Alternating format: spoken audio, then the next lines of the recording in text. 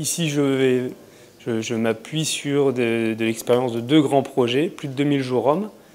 Donc, qui est familier de ce type de projet? Plus de 2000. D'accord. Et donc, plus de 2000, c'est quoi pour vous? C'est entre 2000 et 3000, levez la main. Entre 3000 et 5000. Plus de 5000. Plus de 10 000. Ah oui, il y a du gros, il y a du lourd. D'accord. Donc plusieurs années ou... Ouais. Ça, ce sont des sacrés challenges. À la vitesse à laquelle ça va. Faire son plan. Ok. Bon, bah, je pense que tout le monde est là. On va pouvoir démarrer. Donc, hop. Je passe par le remerciement aux sponsors, Platinum, et puis les sponsors Gold et Silver également. Alors, dans lequel je fais partie, c'est-à-dire que moi je travaille chez Fidev, qui est là-haut, à gauche. Donc Fidev, c'est une société qui est née en fait d'expérience pratique, de volonté de changer la façon dont on traitait les projets. Et puis en allant piquer de ci, de là certaines pratiques, et puis en adoptant un cadre dans lequel ces pratiques avaient du sens. Quand je parle de cadre, vous allez voir, c'est quelque chose qui est très important dans la présentation qui est ici. Ce cadre, un cadre dans lequel on fait intervenir des outils. Je pense que la keynote de ce matin était aussi assez éclairante là-dessus, en disant dans l'illustration même des jeux, il y a un cadre, il y a un territoire. Ce cadre, nous, on est là, c'est le Scrum d'aujourd'hui, c'est bien évidemment Scrum. Donc, Fidev est né de cette volonté de rendre plus professionnel l'adoption de ce cadre dans les entreprises, sachant qu'on était confronté très, très régulièrement à des problématiques à la fois insignifiantes. Je ne peux pas me procurer du matériel où je n'ai pas le droit d'afficher sur un mur, où je n'ai pas les bons supports.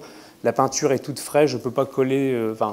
Voilà, ça va dans tous les sens. Et notre volonté véritablement, c'est d'apporter des solutions pour que chacun puisse, de manière assez pragmatique, démarrer et adopter ce cadre pour faire progresser son équipe, pour obtenir plus d'agilité dans la façon de travailler. Alors c'est d'autant plus vrai quand on parle de sujets qui sont complexes. Quand on parle d'un grand projet, ici plus de 2000 jours hommes, bon, c'est pas la construction c'est tout de suite, c'est une envergure qui est assez imposante. Et en même temps, c'est le lot quand même de beaucoup de projets finalement. Et pour autant, les modes d'emploi sont pas toujours évidents. Moi, j'ai envie d'un côté de dire, on a des approches assez traditionnelles qui fonctionnent ou qui apportent un nombre de fonctionnements, mais qui, d'une certaine manière, dans l'ère dans laquelle nous sommes, et ça c'était très très bien illustré aussi par Martin en keynote, ça change, quoi. Les changements vont tellement vite qu'il faut être capable de les suivre. Et donc, si je dois dépenser 2000 jours pour réaliser mon projet, et que la machine que je mets en route est un paquebot et qui ne permet pas de prendre les virages quand il faut le faire, bon, c'est un problème. C'est un problème. Finalement, derrière conduire et animer, et surtout la notion de plan de release, est-ce que pour tout le monde, vous êtes familier avec cette notion de plan de release ou de release? Qui connaît ça? Qui pratique le plan de release? D'accord. Alors ceux qui ne connaissent pas du tout, là, ou qui se disent, tiens, bon, qu'est-ce que c'est que ce mot Donc on entend par release livraison. D'accord. L'idée, c'est la traduction littérale, mais qui fonctionne bien, c'est dire, finalement, un plan de release, c'est comment est-ce que je vais livrer dans le temps mon projet. Mais finalement, pourquoi on a besoin de créer un plan de release? Le seul objectif qu'il y a derrière, c'est de réussir son projet. Finalement, c'est ça le sujet. Donc, je m'appuie sur 2 expériences de grands projets. L'une était la refonte d'un site e-commerce dans la mode. C'est un site e-commerce qui couvre 5 pays. 23 sprints prévus, 2750 jours hommes. Donc après, vous pouvez faire des calculs pour estimer les tailles d'équipe, etc. Mais c'est toujours intéressant.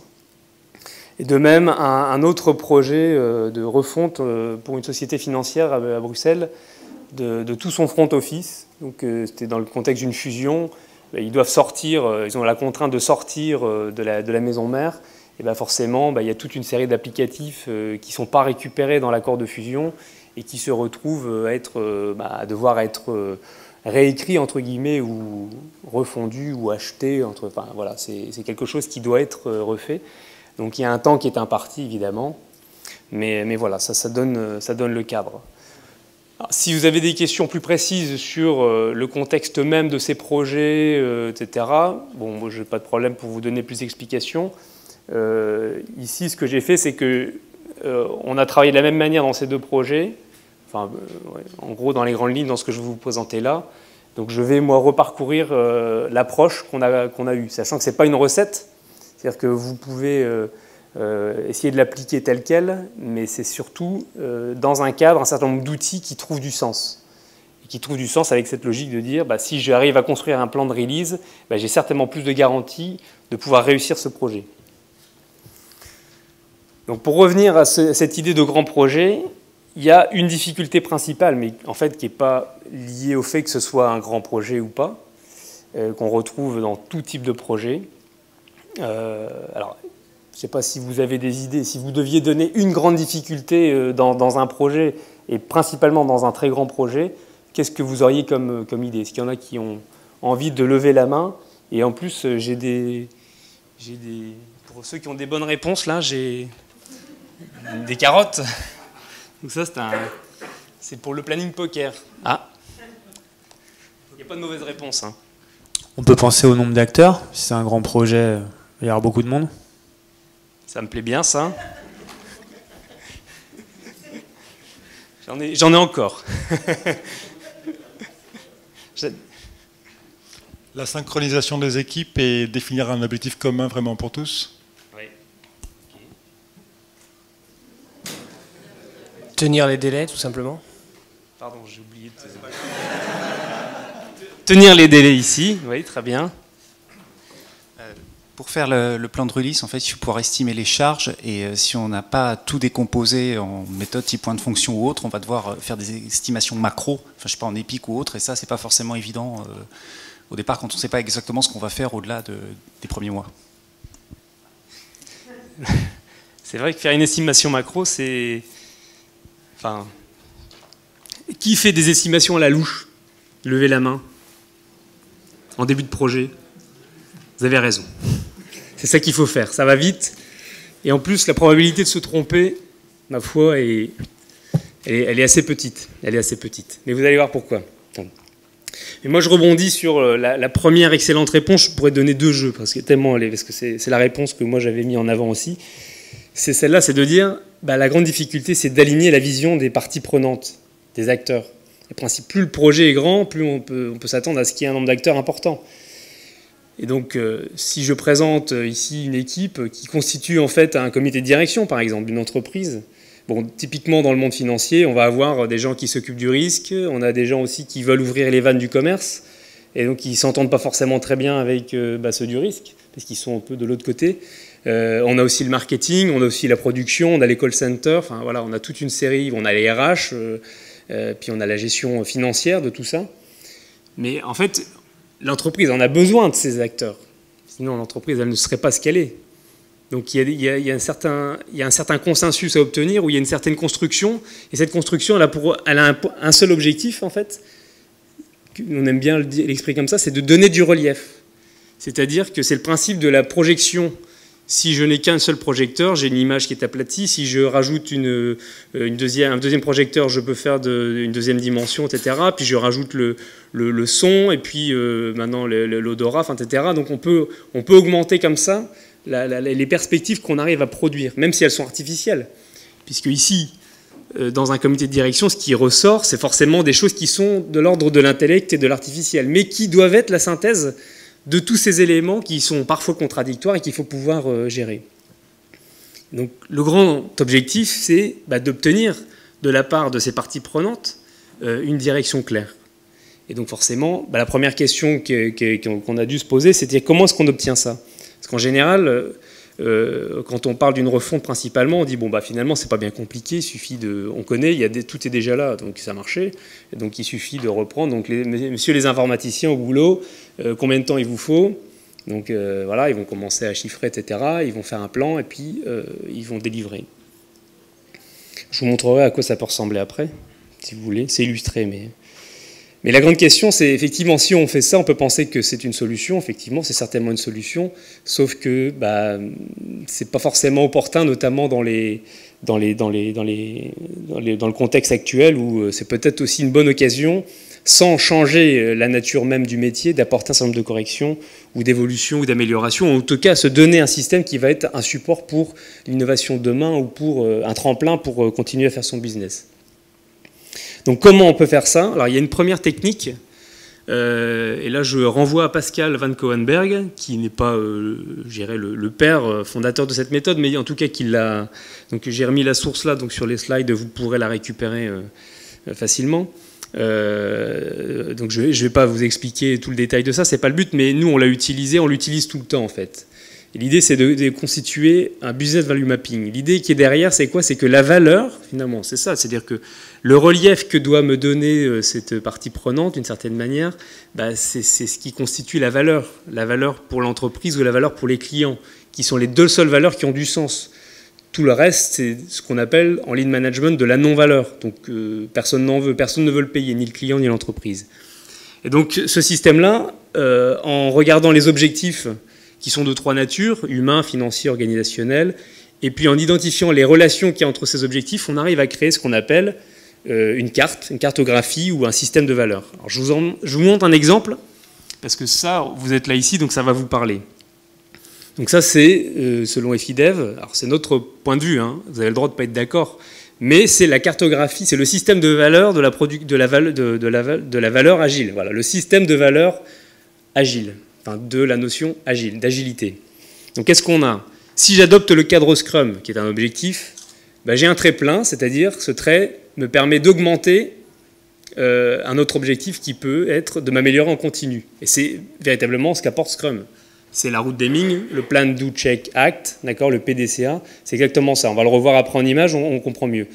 Donc on fait un chemin en disant, voilà, si j'adopte ce cadre et que je le mets en pratique, je vais m'améliorer en continu. Si je m'améliore en continu, je vais avoir ce pointillé vers mes gaspillages, c'est-à-dire je vais diminuer mes gaspillages. De même, je vais diminuer mes dysfonctions. De même, cette amélioration continue, elle a une influence sur ma qualité. De même, ce cadre Scrum, il nous oblige à collaborer. C'est le principe de la mêlée. C'est-à-dire que pour faire une bonne mêlée, il faut pousser tous dans le même sens. Et comme dans le cadre, on a la rétrospective, rapidement, on s'aperçoit que ceux qui ne poussent pas dans le même sens, on peut les identifier, pas pour les stigmatiser, mais pour dire, dans l'équipe, on a des difficultés qui font qu'on n'arrive pas à pousser tous dans la même direction. D'accord? Donc cette collaboration efficace a pour effet de rendre plus efficace la conduite des projets, en tout cas on peut le penser, et de même va diminuer mes délais de mise sur le marché. Et alors en bas, j'ai aussi concentré sur la valeur, c'est-à-dire que c'est ce que Scrum dit en disant, oui, mais vous devez, pour rentrer dans le cadre fonctionnement de Scrum, vous devez mettre des choses qui ont de la valeur. D'accord? Bon, ok. Donc si je me concentre sur cette valeur, ça va me permettre d'être plus affûté pour rechercher des opportunités d'affaires. Et ça, directement, ça va avoir une influence sur mon délai de mise sur le marché. De même que si je me concentre sur la valeur, je vais avoir des solutions qui sont plus pertinentes, puisque cette valeur, elle est forcément éclairée par ce qui apporte, ce qui fait croître mon business, donc ce que mes clients aiment et ce que mes employés ou ma structure favorisent. D'accord? Et donc forcément, ça finit par avoir une influence sur la satisfaction du client. Donc voilà comment s'articule. D'accord? Donc ici, pour une refonte, l'idée c'est de dire, oui, je fais juste une refonte, oui, mais en fait c'est quoi? Ici, voilà, j'ai donné un exemple, une illustration en disant, ok, quand je fais cette refonte, en fait, je veux que le système que je vais produire soit lean. Lean, ça veut dire dégraisser, hein, vraiment affiner. C'est-à-dire, je ne veux pas d'usine à gaz, c'est ça l'idée derrière. Okay, et de même, ce système lean doit me permettre aussi, dans la manière dont je l'ai développé, ou je le produis, ou je l'achète, d'avoir cette maîtrise de la dette technique, donc de pouvoir la diminuer. Ça, vous êtes familier avec la dette technique? C'est une notion que vous connaissez? Qui se demande vraiment ce que c'est, la dette technique? Ouais. On peut en reparler après, si vous voulez vous demander à votre voisin. Je vois qu'ils n'ont pas levé la main, c'est qu'ils savent vous répondre. De même, voilà, système lean, un meilleur coût d'exploitation, ça va avoir une influence sur l'ergonomie, a priori. Même la sécurité, si c'est sécurisé, c'est-à-dire que je trace qui fait quoi, notamment dans un système financier, je peux donner du pouvoir. C'est le principe de l'empowerment. Je peux donner du pouvoir de décision aux utilisateurs, même surtout à ceux qui sont très près des clients. Et donc, je peux leur donner de l'autonomie dans la décision. Et puis, je peux rendre ce système plus intelligent, qui permet aussi de donner de l'autonomie dans la décision, etc. Donc, je vois ici que j'ai un certain nombre d'objectifs et que ces objectifs, ce ne sont pas juste des bullettes dans une présentation en disant voilà les 3 grands objectifs. Non, ils sont articulés dans un système. Et ce système permet de voir comment circule cette valeur, comment elle est créée, comment elle constitue. Et ça va être important, on va y revenir après. Donc la première étape quand on a un grand projet, mais même un petit, parce que c'est très facile à faire, hein, et puis c'est une histoire à raconter. En fait, le projet, il a beau faire 2000 jours hommes, et ici l'objectif c'est pas d'aller acquérir des nouveaux marchés, c'est de refondre. C'est ça, oui. Qu'est-ce qu'on entend par refonte? Voilà ce qu'on entend par refonte. Mais ça va permettre de fixer quand même des frontières à ce qu'on veut véritablement faire, et notamment quand on doit arbitrer par la suite. Donc première étape de mise en œuvre, ça va être de traduire cette vision qu'on retrouve dans ce système de valeurs dans un backlog, donc dans une liste de choses à faire, entre guillemets, pour qu'on puisse alimenter les équipes de développement. Alors, comment est-ce que l'organisation, ça c'était une des questions en disant oui, mais l'organisation, c'est vrai que s'il y a un gros projet, il y a forcément plus qu'une équipe. On ne va pas faire une équipe de 30 développeurs, ça va être un peu difficile. Donc, on va certainement être amené à la scinder. Puis, il n'y a certainement pas une seule technologie. Dans le monde financier, on avait, on a toujours, parce qu'ils sont encore vivants, enfin, ils sont toujours là. Aussi bien, une bonne équipe avec des systèmes mainframe, et puis 2 équipes sur les applications front office, c'est-à-dire que même en faisant une refonte du front, il y a dans le back office un certain nombre de choses qui doivent être traitées et qui sont dans des grands systèmes. Donc on a bien, alors ici on ne voit qu'une seule équipe, mais le but c'était pas de vous montrer toutes les interactions possibles, mais c'était plutôt de dire on a quand même un certain nombre de relations. Donc on voit qu'il y a l'équipe Scrum avec le pointillé dans lequel j'ai introduit le Product Owner. On a ici une équipe avec un Scrum Master. Okay, donc on peut imaginer qu'il y a 3 équipes, 2 équipes dev front vraiment, donc application web, et puis une équipe IBM. On a un Product Owner et puis on a tous ces intervenants qui sont voilà, des gens qui vont intervenir de manière ponctuelle sur le projet, qui sont les gens de la production, qui sont toute une série de personnes qui apportent de la matière, et puis les clients, les utilisateurs, le management, l'entreprise. Une question, s'il vous plaît. Pourquoi vous avez interdit entre les clients, utilisateurs, intervenants et l'équipe Scrum? Parce qu'en Scrum, normalement, dans le milieu, une interaction, c'est ces personnes. Oui. Effectivement, c'est correct. Là, ce qu'on veut montrer, c'est que on ne veut pas qu'il y ait dans le travail. Là, ce qu'on représente, c'est pas l'interaction au travers des rétrospectives et des démos. On présente plus la manière. En fait, là, ce qu'on veut dire, c'est que le product owner doit porter la vision. Et donc, c'est lui qui doit.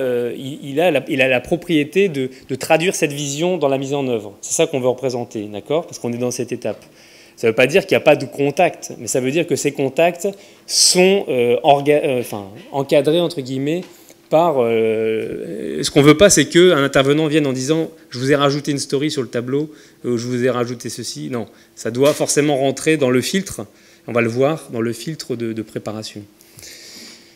Mais ici, je vais peut-être en décevoir certains parce que je ne vais pas rentrer dans le détail de comment l'implémentation, les équipes de dev, etc., ils vont fonctionner. S'il y a des questions là-dessus, je peux y répondre, on peut le voir après. Et comme en plus on a un stand, vous pourrez nous trouver assez facilement si vous avez des questions plus précises sur l'équipe. Moi, ce qui m'intéresse ici, c'est l'alimentation, donc c'est le rôle du product owner. Et ce product owner peut-il travailler seul? C'est la grande question qu'on peut se poser. Si on a une équipe ou même plusieurs derrière, même avec une équipe, en fait, un product owner, il ne peut jamais travailler seul. On le voit, souvenez-vous, quelques slides auparavant, je vous ai montré un comité de direction avec les interactions en disant il faut créer du relief. Ben, c'est pareil, c'est-à-dire que dans la mise en œuvre aussi, il faut pouvoir créer ce relief. Et donc, nous, on appelle ça constituer la core team ou l'équipe proche ou l'équipe cœur ou du product owner. C'est-à-dire qu'à un moment donné, cette personne-là, si elle n'a pas avec elle embarqué dans le projet un certain nombre de personnes qui sont des représentants efficaces par rapport aux objectifs qui sont poursuivis dans le projet, ils sont mal barrés. Ils sont vraiment mal barrés. Alors, la question, c'est qu'est-ce que c'est qu'une bonne équipe ? Une bonne équipe, j'entends le product owner. Ce qui est quand même intéressant ici, c'est que dans le cadre Scrum, on ne parle que de ça. C'est-à-dire qu'on dit, voilà, il y a l'interaction, donc product owner, Scrum Master, l'équipe, etc., les intervenants. Et puis, on a l'impression que le product owner, l'équipe, c'est les développeurs. Et principalement dans les grands projets, mais même un tout petit projet de quelques dizaines de jours hommes, voilà, si on a un product owner qui fait son travail dans son coin, il risque fortement d'avoir un décalage très fort avec la réalité des opérations. D'accord ? Donc qu'est-ce qu'une bonne équipe ? Alors, nous on aime bien cette image-là, parce que sur le papier, ces gens-là, individuellement, bon, on a un ex-tolard, il y en a un qui s'est enfui de l'armée, l'autre un séducteur, un autre qui a un ego surdimensionné, enfin bon bref. Mais l'idée c'est de dire finalement ces gens-là, c'est quand ils se mettent à travailler ensemble que ça fonctionne bien. Donc c'est ça qui est important, c'est pas tant de dire bon moi il me faut le pur analyste avec un diplôme non, ce qu'il faut c'est aller chercher les gens qui ont le bon œil sur le métier. Mais pour qui le métier c'est véritablement d'être dans le métier et pas d'être animateur de la création d'une roadmap ou d'un plan de release, le sujet qu'on est en train de constituer. Pourquoi ? Parce que ça, c'est bien le rôle du product owner d'une certaine manière. C'est lui, entre guillemets, qui doit développer cette capacité, parce qu'il peut avoir un certain nombre de compétences dans un métier. On parle de e-commerce, il peut être très, très spécialisé dans toute la partie animation marketing d'un site e-commerce, chouette. Et puis pour les RS, alors il va dire à chaque fois qu'il y a des flux, ça, faut pas m'en parler, je m'intéresse pas. L'informatique, débrouillez-vous, les flux, en quoi est-ce que moi, qui suis product owner, je dois m'intéresser des flux d'alimentation du catalogue, des envois de commandes, etc. J'ai pas envie, ça m'intéresse pas. Erreur. Et c'est là où l'équipe cœur, elle a besoin d'être présente. Et si 40% du projet, c'est des flux, entre un back-office et un front-office, il faut absolument que dans l'équipe cœur de ce product owner, il y ait un représentant de cette équipe-là, qui peut être probablement une équipe informatique, qui est probablement un informaticien ou un architecte qui comprend la logique des flux et qui va pouvoir, avec ce poids-là, venir dans l'équipe pour dire, bon, c'est bien le référencement naturel, mais s'il n'y a pas de produit en ligne, ou s'il faut 4 heures pour mettre à jour le catalogue, ça ne va pas marcher. D'accord ? Et donc, c'est important, c'est-à-dire on retrouve cette logique de dire on doit créer une vision, enfin qu'on doit créer, on doit recréer le bon relief sur ce qui est à faire. D'accord ? Alors sur le projet sur lequel on a travaillé, quand on a démarré, l'équipe fait son premier sprint, donc le product owner avait fait son travail, etc., impeccable. Et puis à la démo, il y a l'équipe qui dit bon, alors nous on a quand même été un peu freinés parce que le client nous demandait de produire un certain nombre de schémas pour expliquer, parce que c'est vrai que dans leur refonte, ils s'étaient dit nous on veut maîtriser la technologie. C'est notre partenaire qui la maîtrise pour l'instant. On n'a pas du tout de vision là-dessus. Ça fait 10 ans qu'on travaille avec eux. Dans cette refonte, un des objectifs, c'est de monter, que nous aussi en interne, on monte en compétences parce que c'est tellement stratégique cette activité e-commerce, on ne peut plus se permettre de ne pas avoir un peu de visibilité sur comment ils l'ont construit, comment ça marche. Mais donc, ce n'était pas dans le backlog.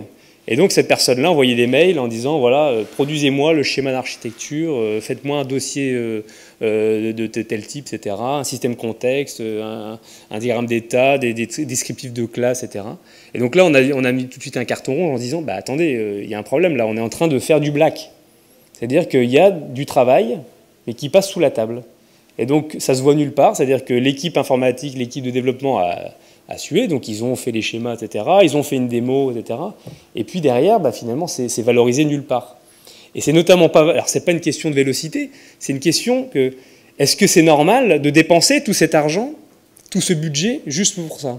Par rapport à du référencement naturel, par rapport à de la logique de flux, à du paiement, à la traduction, etc. C'est ça l'idée, c'est de remettre le bon poids de cette logique et de le refaire à l'échelle de l'entreprise en disant oui, si c'est un enjeu stratégique, alors il doit y avoir du budget, on doit avoir un macro-chiffrage qui nous dit voilà l'enveloppe dans laquelle vous pouvez taper pour que nous, clients, nous puissions avoir cette maîtrise de la technologie.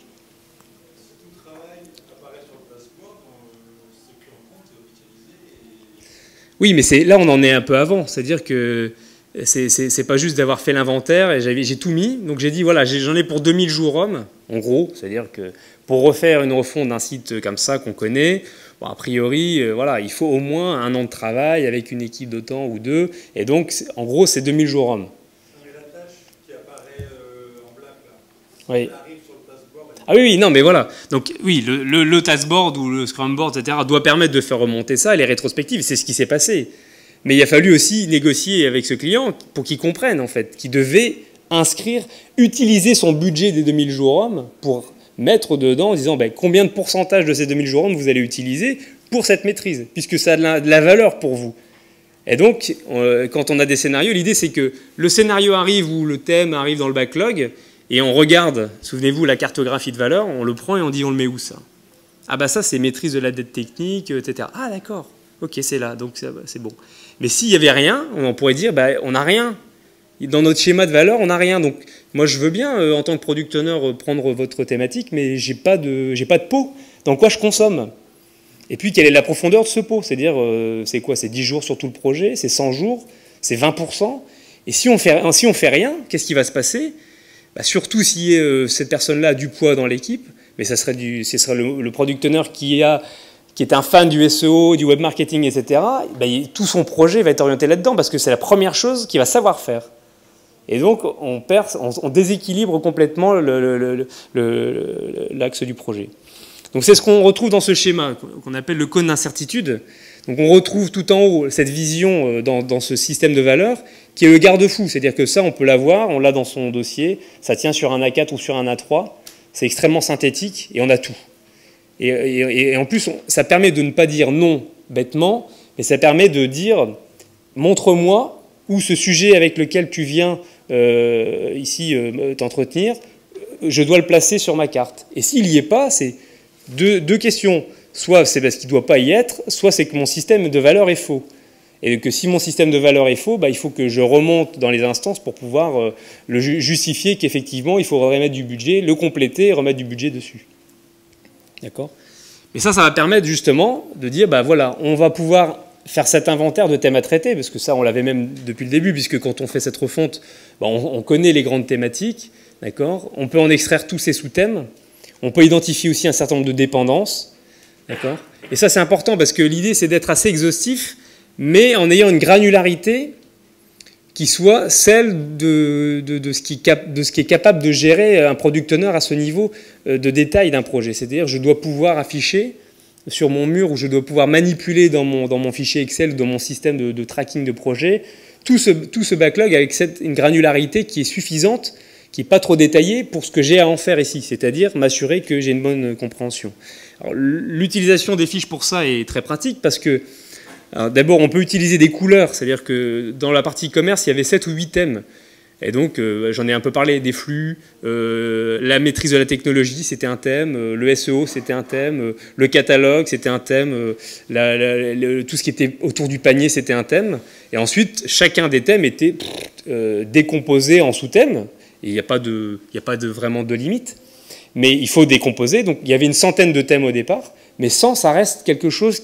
Sur un projet de 2000 jours hommes ou plus, ça reste, on peut encore se trimballer sans thème. On peut encore non, mais il y a du volume forcément. On n'est pas sur du tout petit truc, mais on peut encore s'en sortir.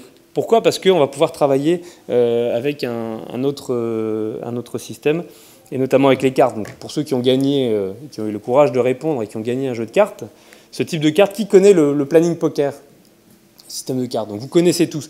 Vous l'utilisez pourquoi? Pour les points de l'équipe de développement uniquement, qui l'utilise pour faire autre chose que estimer des points d'effort avec l'équipe de développement. Levez la main. Vous l'utilisez pourquoi? Avec le métier? Mais pourquoi faire? D'accord. Alors il y a une technique qui s'appelle, qui permet en termes économiques, entre guillemets, de calculer cette valeur, parce que là, on a un système de valeurs, donc on voit comment les choses s'articulent, mais on a une liste de thèmes, donc on a une centaine de thèmes, on a 2000 jours hommes, qui est l'estimation à la louche au départ. Maintenant, ce qu'il faut faire, c'est comment est-ce que je ventile ces 2000 jours hommes, puisque je sais que c'est mon budget, comment est-ce que je ventile cet effort dans mes thèmes. Parce que si j'arrive à le faire, alors j'ai en fait, sans même savoir dans quel détail je vais aller pour l'instant, je suis averti sur quelle est l'enveloppe allouée pour chacun des thèmes. Et quand je vais commencer à travailler avec mes équipes et avoir des points de scénario très détaillés, puisque c'est la matière première de l'équipe de dev, eh bien je vais être capable de regarder combien, parce que les points finalement, alors, au premier sprint c'est pas forcément évident, mais j'ai pas joué mon projet sur mon premier sprint, j'en ai une vingtaine. Donc je peux me permettre de faire des réglages. Ben, à la fin du premier sprint, j'ai une idée de vélocité qui va certainement progresser un petit peu, parce que c'est le démarrage. Et donc je vais pouvoir convertir les jours hommes que j'ai de mes 2000 jours répartis dans mes thèmes en points. Et donc je vais avoir, entre guillemets, des frontières ou des enveloppes en points pour chacune de mes thématiques. Et du coup, chaque scénario qui va être produit, eh ben, je vais pouvoir regarder où j'en suis. Tiens, j'ai 100 points dans le thème maîtrise de la technologie. Si dans le deuxième sprint, je mets 40 points, j'ai un problème. C'est pas possible. Et si je sais déjà que j'en aurai pas assez, bah, dès le deuxième sprint, je peux déjà remonter, escalader en disant « Ah, j'ai un problème de ventilation de mon budget. Visiblement, on n'a pas mis assez de points ou de jours hommes ou d'efforts dans cette rubrique qui est très attendue, qui est stratégique. » C'est possible, mais l'idée, c'est d'avoir les outils pour le remonter au plus vite. Et en même temps, si on part de l'estimation en points vers le macro, du coup, ça fait une répartition naturelle. S'il y a 100 points, ça veut dire qu'il y a un pourcentage presque du budget. Oui. Oui, tout à fait. Alors, on va le voir ça parce que... oui, tout à fait. Donc, je vais sauter directement sur le... où est-ce que j'ai mis ça? J'ai l'impression que je ne l'ai pas mis.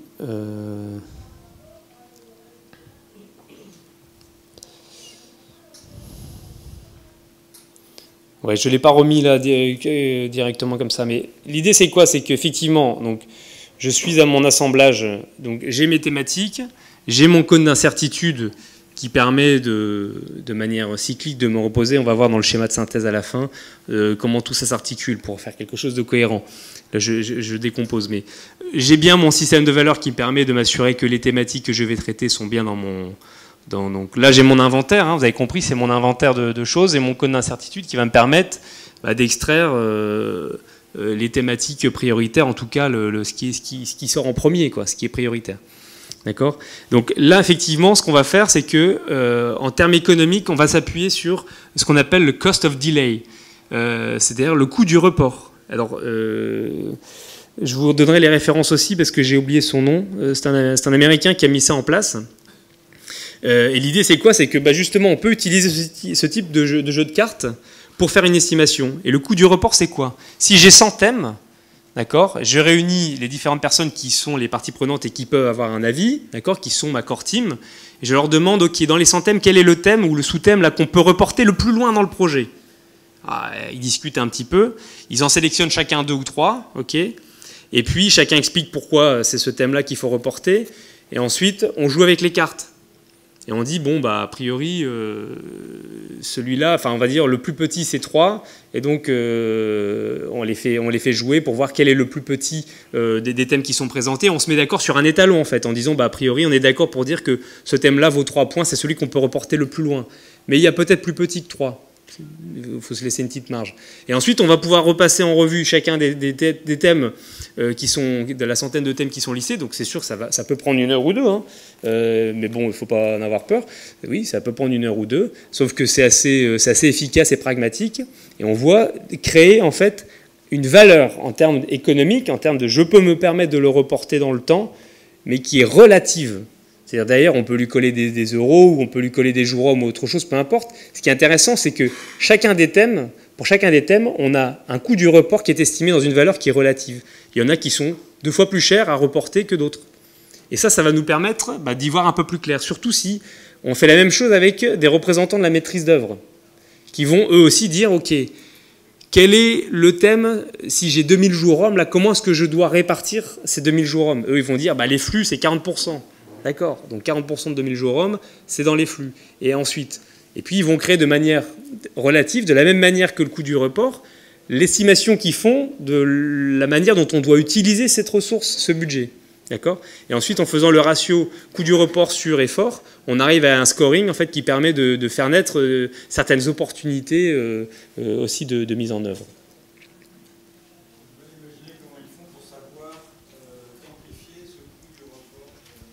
Ben, il n'est pas quantifié réellement. C'est plus de dire, voilà, par exemple, la réécriture de mes URL pour un site e-commerce. Quelque chose qui peut parler. C'est un sous-thème. Réécrire les URL pour être compliant avec, je ne sais pas quelle norme, Panda, etc., le référencement naturel.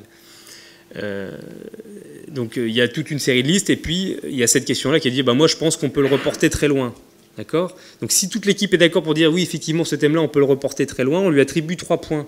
Et ensuite, on prend un autre chose qui est de dire pousser le catalogue en 1 heure. C'est-à-dire faire la mise à jour du catalogue où on dit en 5 minutes, pas 1 heure, en 5 minutes. Ben, est-ce que ça, je peux me permettre de le reporter ? Si le report de cette réécriture d'URL vaut 3, d'accord, c'est-à-dire il ne coûte pas beaucoup, donc je peux le reporter assez loin, ah ben, ils vont dire, il y en a qui vont sortir la carte de 13 ou la carte de 20, etc. Parce qu'ils vont estimer que bah, si celui-là vaut 3, celui de pousser le catalogue en moins de 5 minutes, ça vaut 33 points, ça vaut beaucoup plus. C'est par rapport au ROI finalement ? Ben, c'est par rapport.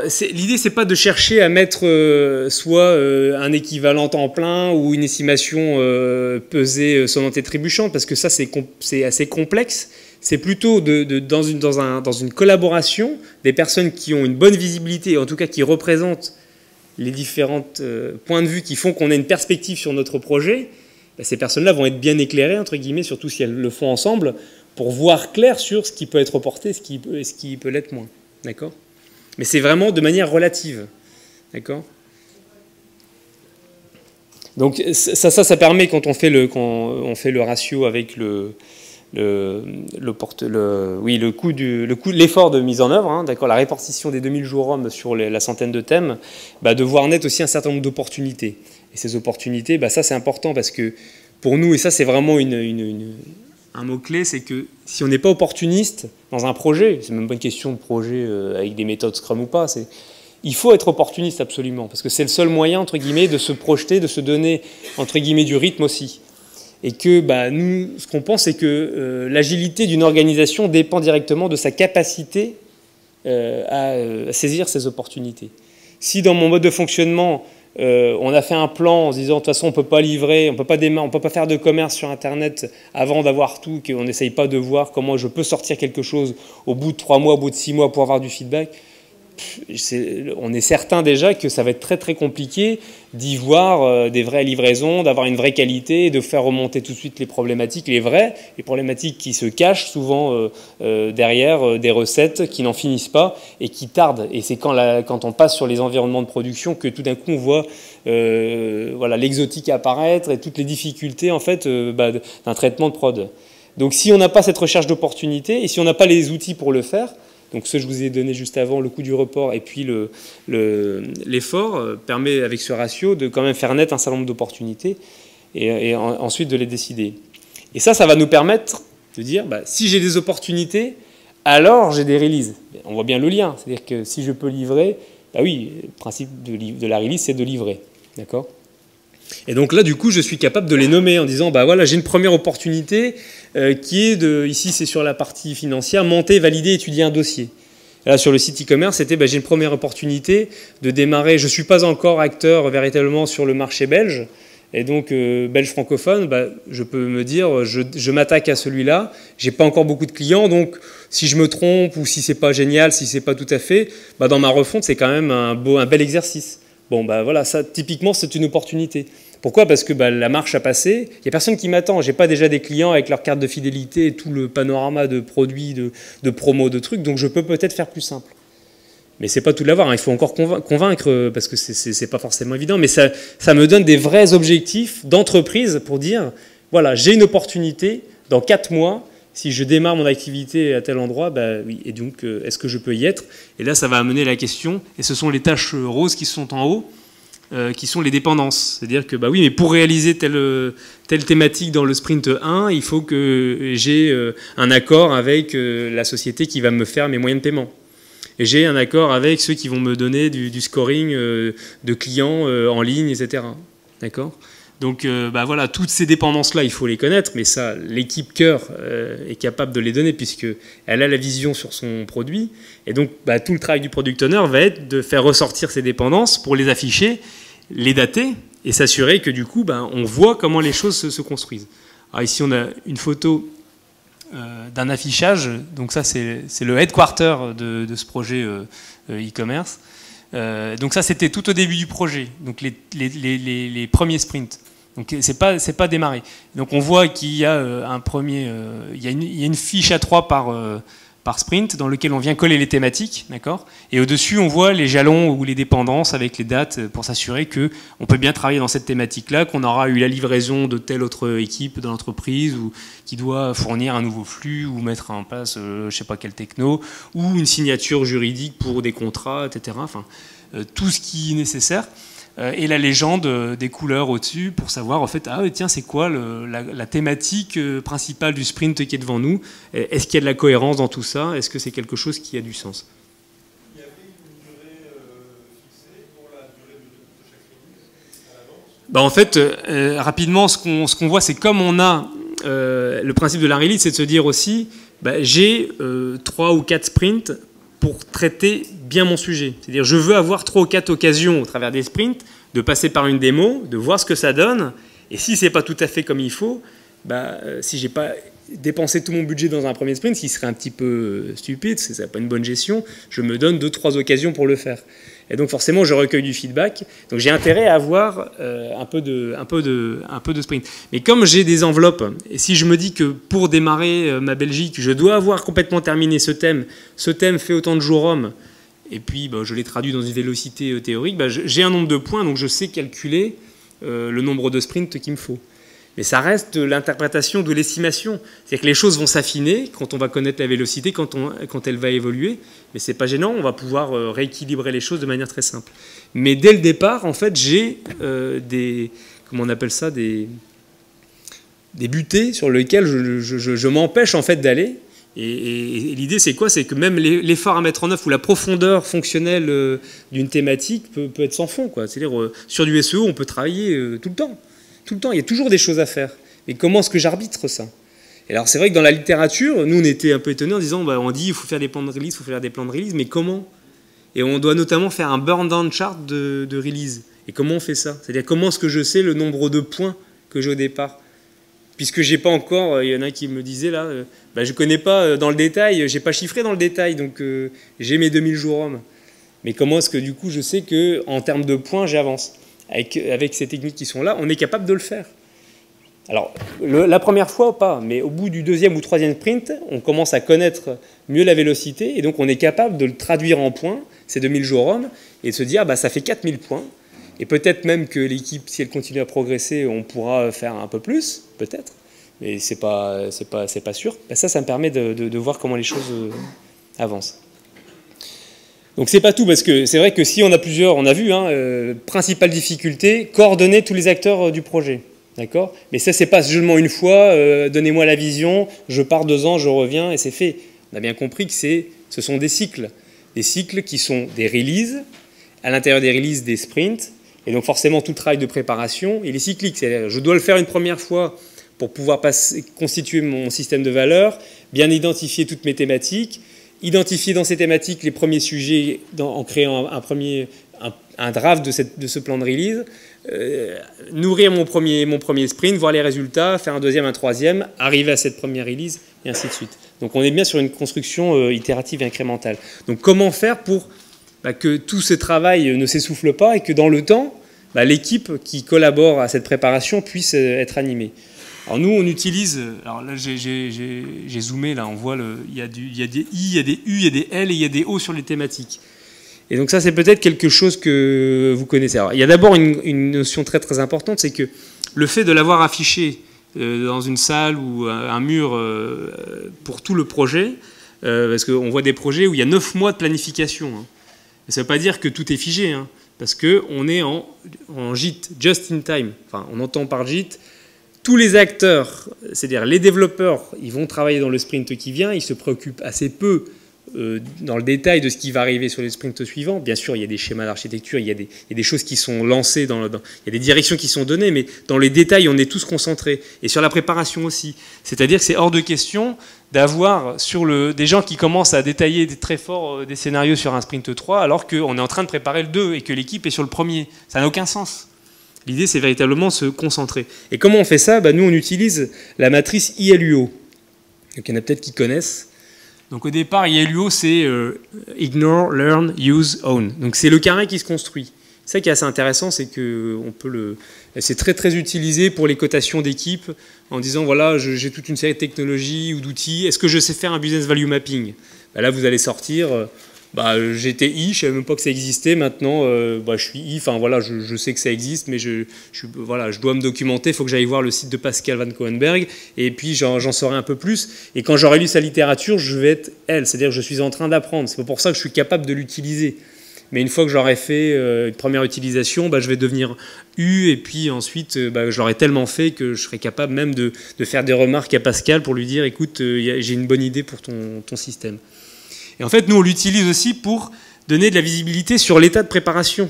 En disant, voilà, I, dans ma thématique qui est prévue dans ce sprint-là, c'est I, c'est-à-dire que le thème n'a pas été élaboré du tout. C'est resté une thématique avec sa granularité qui est très haute. Okay, mais j'ai quand même un budget, c'est-à-dire je sais le nombre de points qui est attribué à cette thématique, mais je ne suis pas encore entré dedans. Parce que je peux la reporter, d'accord? Et puis quand il commence à être temps d'y regarder, je passe en L, ça veut dire que j'ai fait cette analyse du métier, je regarde, je récupère des règles de gestion, j'essaye de comprendre, mais c'est pas suffisant, parce que juste des règles métier, juste des règles de gestion, c'est un peu pauvre, ça manque la dimension de l'utilisation.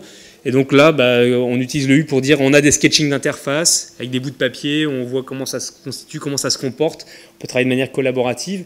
Et donc en faisant ça, on voit apparaître les scénarios, et donc on les numérote sur la feuille, et donc on les reproduit, et donc j'arrive au O, le own, c'est-à-dire j'ai vraiment toute ma fonctionnalité mathématique qui a été traduite dans des règles de gestion, etc., jusqu'à un scénario qui est le lien avec l'équipe de mise en œuvre.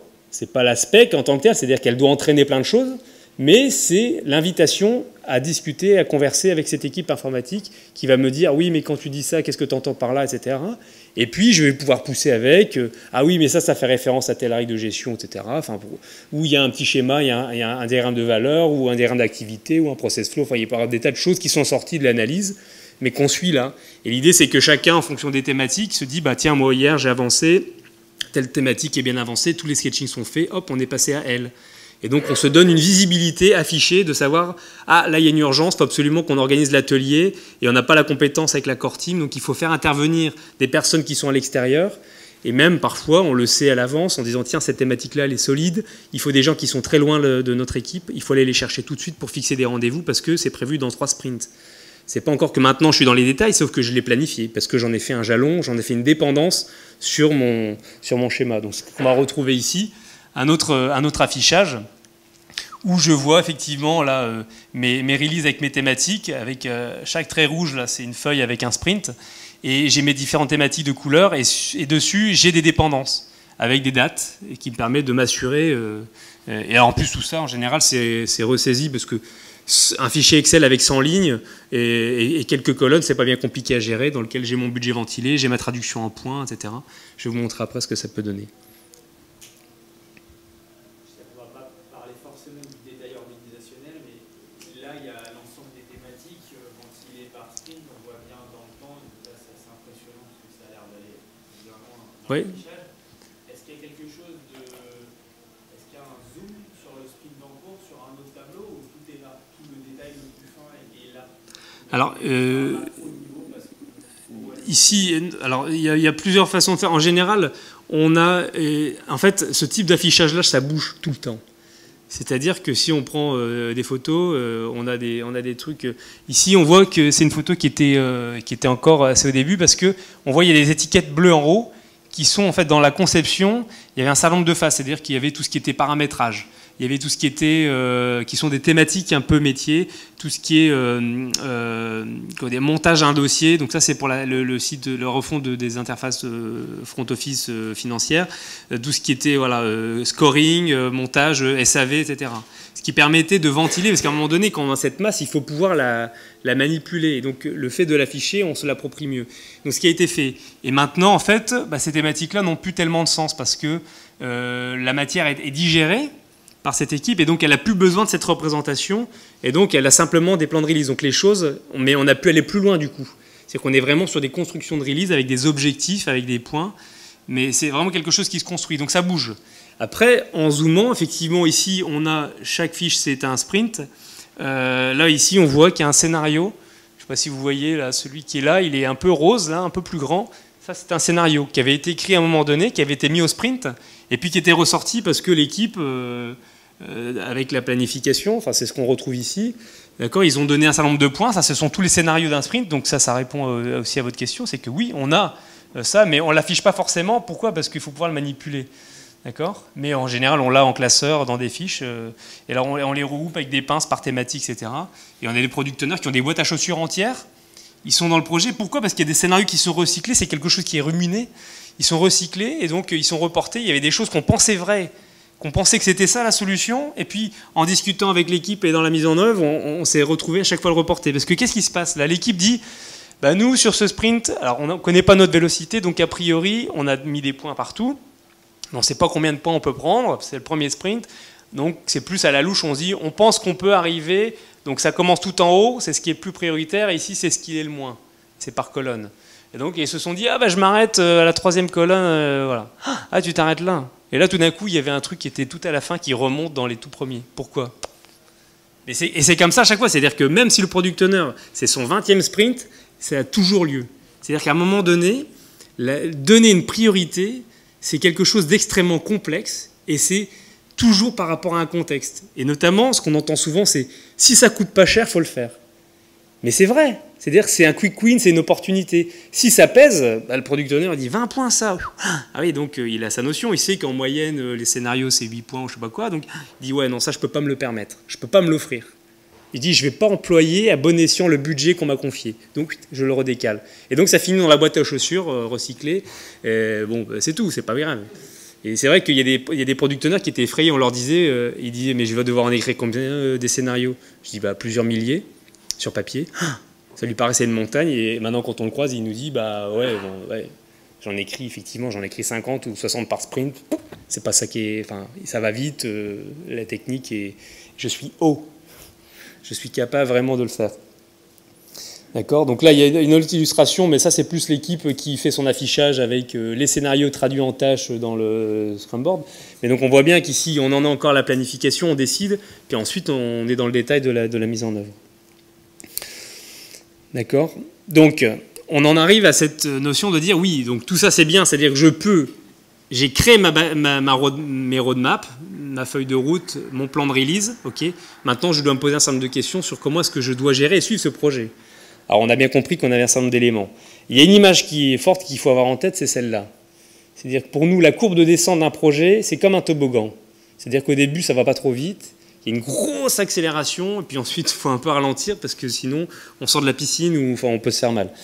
Et Pareto nous le dit aussi. C'est-à-dire qu'on aime beaucoup cette illustration qui est de dire la loi des 80-20, quand on l'applique à la gestion de projet, alors traditionnellement, c'est le tracé bleu. C'est-à-dire qu'on dit 20% d'efforts, 20% du périmètre. C'est linéaire. Et donc, à un moment donné, quand on en arrive ici, où on a fait 80% du trajet, tout d'un coup, on dérape, parce que les 20% en fait, qui restent, ce que nous dit, ce qui est mesuré, c'est que ça coûte 16 fois plus. Et c'est ce que nous dit Pareto, parce que Pareto dit vous auriez dû faire 80% de votre périmètre ou de votre valeur, parce que l'on préfère parler de valeur finalement, parce que valeur n'est pas égale à périmètre. On peut avoir un tout petit périmètre et une valeur incroyable, d'accord, une gamme de produits très courte et beaucoup de business. Il faut en être là. Pourquoi? Parce que les 4 qui restent là, là j'étais 4 fois plus vite, et là c'est 4 fois plus long, 16. Et donc pendant 20 ans, 320% la moyenne des retards de projet. Maintenant, on arrive à 170. Pourquoi? Parce qu'il y a la marche forcée. À un moment donné, il y a les financiers qui disent stop. Et donc, il faut vraiment s'assurer qu'il faut terminer. Et puis, donc, on taille dedans. Ben ça, il faut l'avoir en tête parce que du coup, il faut chercher dans la manière dont on va projeter notre planification cette courbe, le toboggan. Là, elle est un peu raide. Il faut chercher le toboggan quand même. Donc là, je vous montre ce que ça donne. C'est-à-dire, j'ai mes thèmes, gestion des vendeurs, gestion des produits et tarifs, CMS de publication, etc. J'ai mon coût du report, d'accord. J'ai mon effort en points, d'accord. Du coup, j'ai calculé ma priorité, qui est le ratio coût du report sur effort. J'ai mon budget ici, 2040, avec une ventilation faite par l'informatique qui dit qu'il faut mettre au moins 10%, ça a donné ça, 153 jours hommes.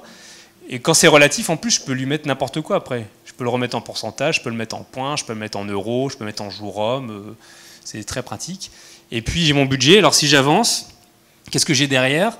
J'ai mon sprint 1, mon sprint 2, mon sprint 3. Et donc, j'ai le nombre de points pris par l'équipe sur les thématiques. Et donc, je peux regarder par rapport à mon budget en points, 383 points sur le premier thème. Et je suis au sprint 5, j'ai consommé 77 points.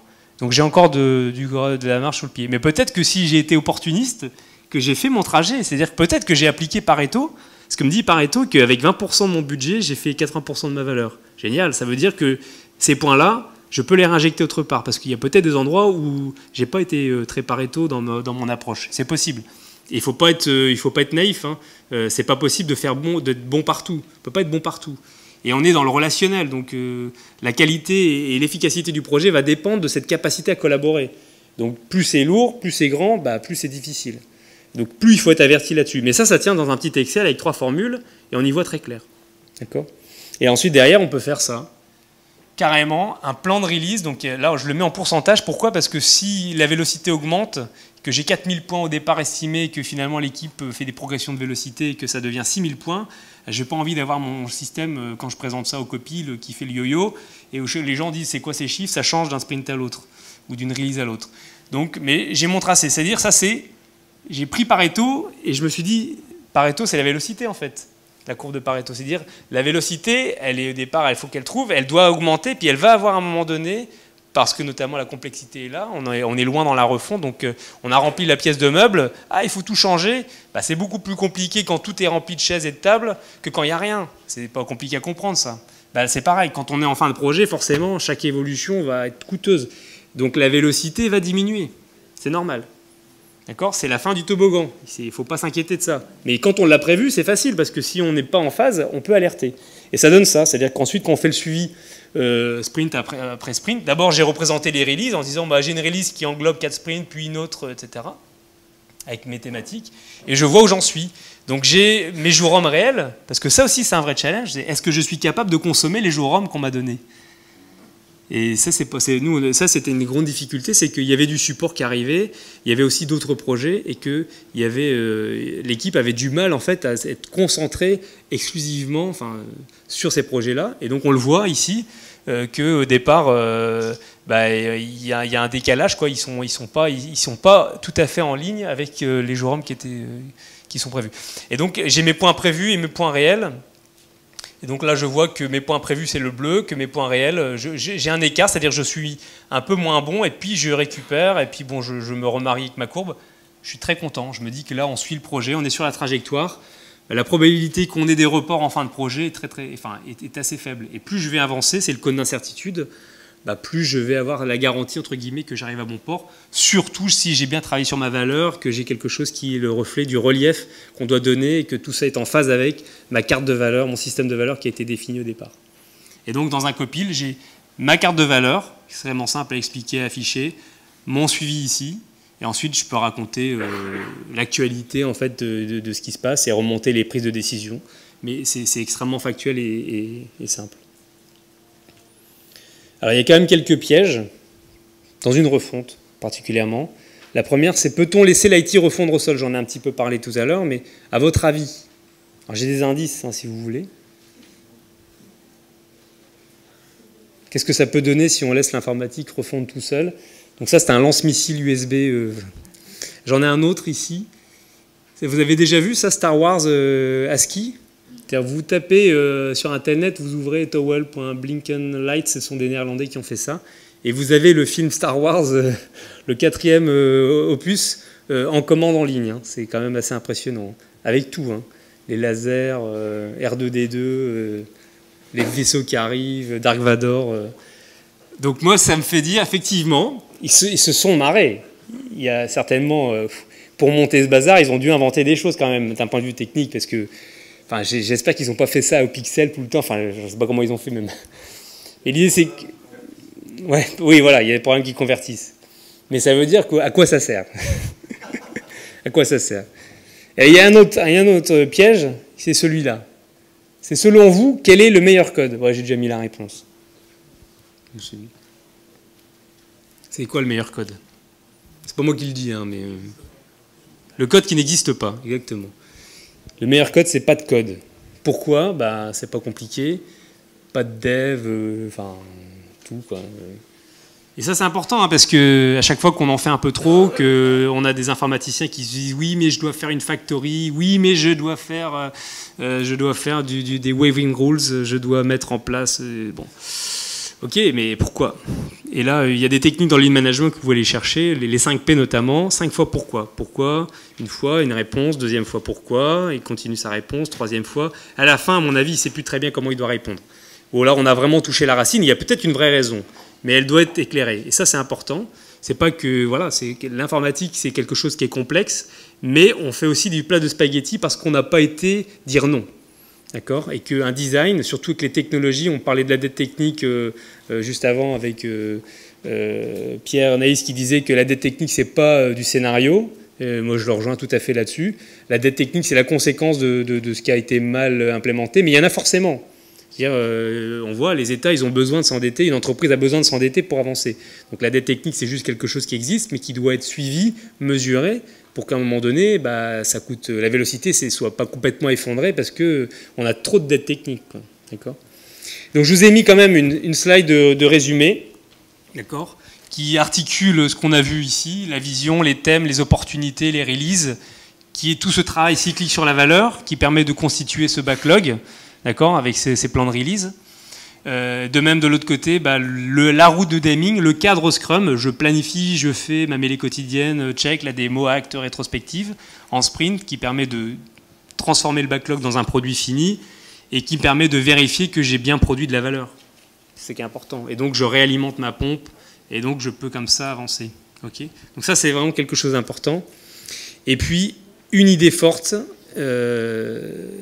si vous devez retenir une chose aujourd'hui, je pense que celle-là, elle est quand même importante. Enfin, c'était vraiment quelque chose sur lequel on a été confrontés, notamment quand il y a des business analysts ou des PMO, etc. C'était qu'ils avaient décrit un besoin.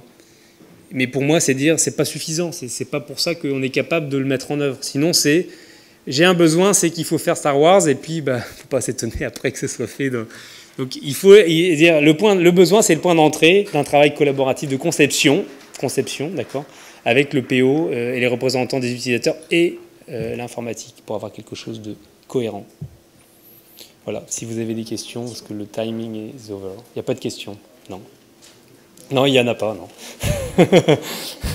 Et donc, voilà. Mais je suis désolé, moi, pas avoir le temps. Ouais. Voilà, je suis sur le stand FIDEV. Pour ceux qui ont encore des questions, n'hésitez pas.